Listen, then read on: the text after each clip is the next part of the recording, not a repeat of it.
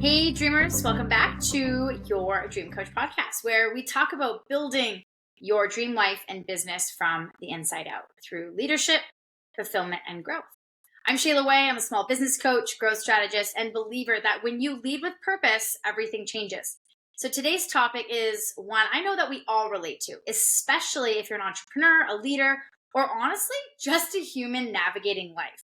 So we're diving into building resilience, overcoming life's challenges with grace. Not just bouncing back from hard things, but doing it with grace, with intention, and with your integrity intact. Over the past few years, I've experienced my share of storms, some personal, some professional. And what I found is that resilience isn't about being unshakable. It's about being rooted. And when you're rooted in the right mindset, the right values, and the right vision, you can grow through anything. So I want to talk about what I've learned and what it really means to build a business and life that holds steady when the wind picks up. So let's start here. Resilience doesn't begin in crisis. It begins in clarity. What I have found is that the more self-aware I became, the more resilient I became, because I stopped personalizing every setback. I could separate a failed launch from my worth, a difficult team conversation from my identity, a slow season from my purpose. Leaders who lack self-awareness overreact, burn out, and spiral. Leaders who are anchored in who they are can pivot, reflect, and recalibrate. So self-awareness helps you lead yourself through difficulty instead of just reacting to it. And that's leadership.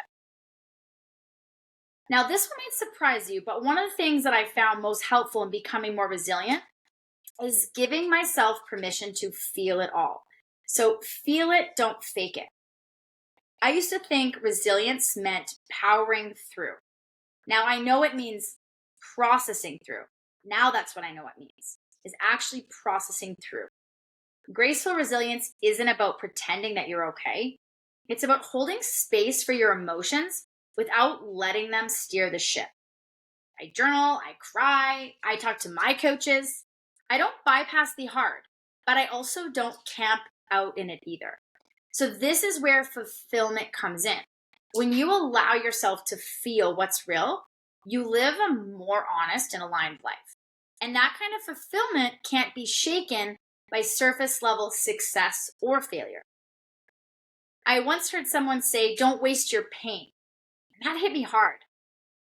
And what I found is that the most resilient people are the ones who look for the meaning in the mess. Whether it was losing a client, missing a goal, or just going through something deeply personal, I've trained myself to ask, what is this here to teach me? That question alone shifts you from victim to visionary, from stuck to strategic. It's not about toxic positivity. It's about being a growth-oriented person. It's about saying this situation isn't ideal, but I'm not walking away empty-handed. That's growth. And resilience isn't just for the big storms. It's built in the micro moments. And what I've learned is that the more I train myself to do hard things daily, have the tough conversations, stick to the boundaries, follow through on the plan, the more equipped I felt when the bigger challenges came. So you don't have to become resilient when everything's on fire, and you don't become resilient when everything's on fire. You become resilient by choosing integrity, consistency, and courage on the ordinary Tuesday when no one's watching. So for business owners, this is vital. Your habits become your armor. Your follow-through becomes your foundation. And leadership isn't built in the spotlight. It's built in the shadows. Now, building systems that support you, this is something that took me a while to really understand, because resilience isn't just internal, it's structural. So what I found is that creating supportive systems in your business and life makes you more resilient. Not because you avoid hard things, but because you don't collapse under the weight of them. So in my business, I've built out routines, automations, backup plans, team structures. So when life happens, as it always will, I don't feel like everything is going to fall apart. In your personal life, this might look like scheduling recovery time, setting boundaries, asking for help, delegation. It's not weak to prepare for tough times. It's really wise. And this is where leadership meets strategy. And when those two align, your growth becomes inevitable.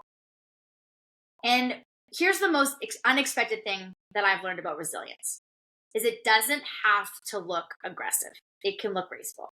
There's a quiet, grounded strength that comes from someone who knows who they are and stays rooted no matter what comes their way. And that is the kind of leader that I want to be and continue to want to be. When you lead with grace, you give others permission to be human. You build a culture where mistakes aren't the end of the road. And you attract clients, team members, and collaborators who trust your steadiness. Resilience is not just your ability to stand back up.